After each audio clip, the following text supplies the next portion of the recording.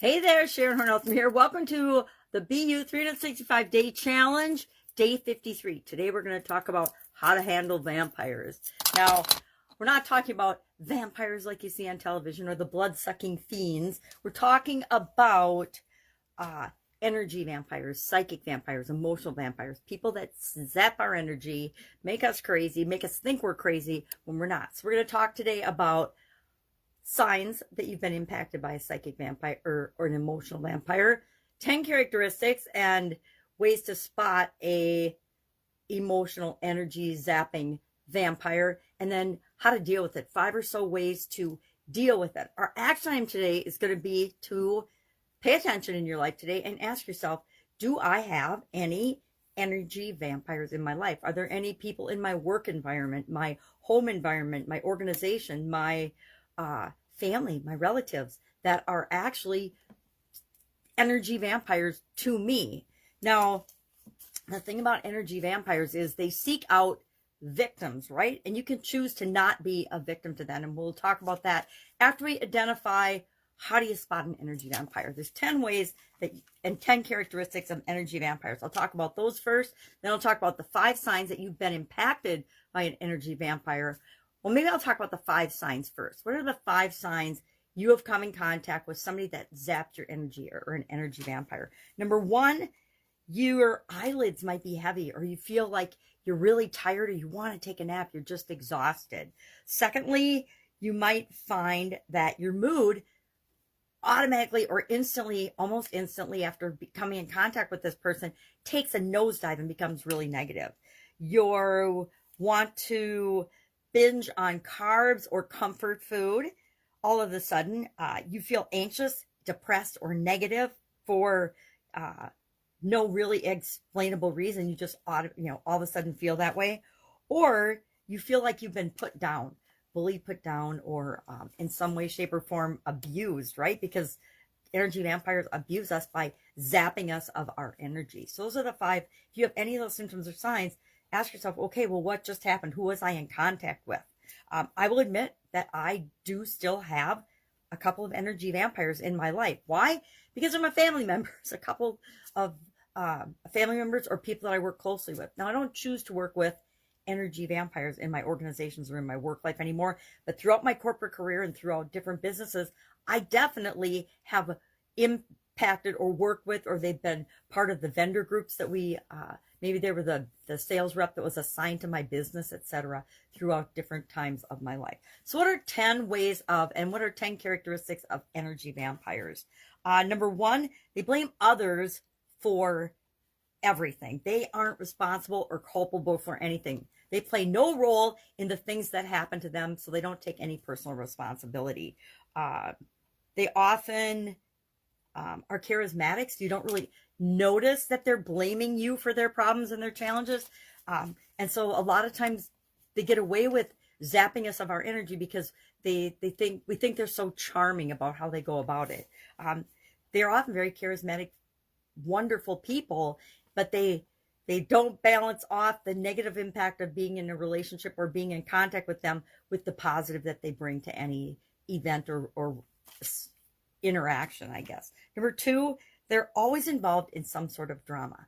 We all have that person or two in our life that they come to us and they've always got major problems and dramas going on in their lives. I can think of, it's really easy when you look at other people's lives and their friends and their relationships to spot energy vampires. Like I can think of one of my sisters.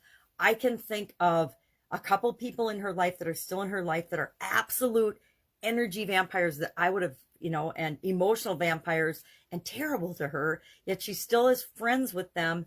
But I would have cut them loose a long time ago.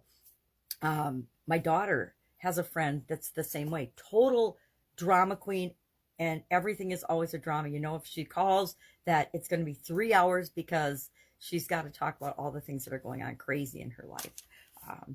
Now, they create their own drama, yet they don't take any responsibility for their role in creating their own drama. Thirdly, they always one-up you. Do you have a person in your life that no matter what you say, they're a one-upper? One-uppers tend to be energy vampires. Fourth, they diminish your problems and play up their own. So you might say, oh, I'm having this challenge at work, and they don't want to hear about it. Their work challenge is going to be much more dramatic than yours. So you need to stop what you're thinking about and listen to their problem, because it's so much more important than yours. There's a line in an article I found that I just love. It says, they turn your dismay into their emotional buffet. Your dismay into their buffet. I love that. Probably because it rhymes and I like alliterations and rhymes. But fifth, they act like a martyr. They act like a martyr, and they take no responsibility for their part in the difficulties that they encounter or face. Six, they use your good nature against you. They use your kindness, your willingness to listen, your wanting to help and support against you. Seven, they use guilt trips and ultimatums. They understand the power of shame, thus the guilt trip, and coercion, thus the ultimatums. My ex-husband was definitely an energy vampire. Ooh, I said that out loud. Number 8, they are codependent. They're in codependent relationships. Even though they hate the relationships, it gives them something to complain about and break and fix and always bring drama into their life. They criticize or bully. They intimidate, because they know that fear is one of the most powerful ways to manipulate other people. They love to upset you because it bolsters their self-esteem. Thus the bullying, coercion, ultimatums, and all that types of behavior. So that's the 10 characteristics of energy or psychic or emotional vampires, right? So what are some ways to handle that? How do we handle energy vampires, and how do we deal with it? Number 1, we can put up walls, and we might have to eliminate some of people from our life. I mean, we actually might have to choose not to participate with them anymore. I have people that I used to be involved with. When I first started coaching, I had a couple of clients that were absolute needy energy vampires, and I had to cut them loose because they weren't good for me. I would spend hours and hours helping them, and no matter how much I gave, no matter how much I helped, no matter how much I tried to make the relationship work, it wasn't the right relationship for me, because they were takers and they didn't want to receive anything. They wanted to receive everything, but they didn't want to implement or do anything. And that just got exhausting. So we have to establish boundaries. Number 1, what are your boundaries? What will you and won't you tolerate? And sometimes we have to actually establish physical boundaries. Like if you have an energy vampire at work, you won't talk to them outside of work at all. Your boundary is, once I leave the office, I have nothing to do with you and your challenges and your problems.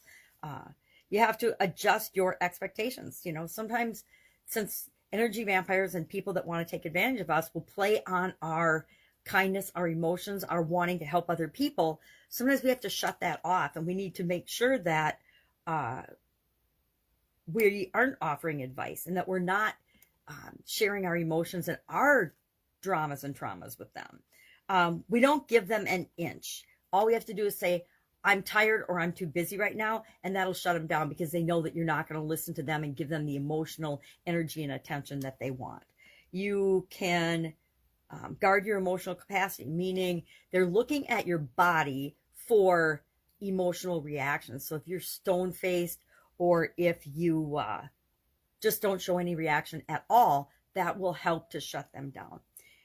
And finally, you might need to cut them out entirely. I have people that I used to spend a lot of time with in my life that I spend no time with, or as little of time as possible, because I know that they're not good for me. I know that after I've been around them, I don't feel good. I do the things that they say that are signs of it. I want to binge on carbs and things and foods and stuff and comfort foods that I normally don't eat, because I know that they're not good for me and my heart and my health.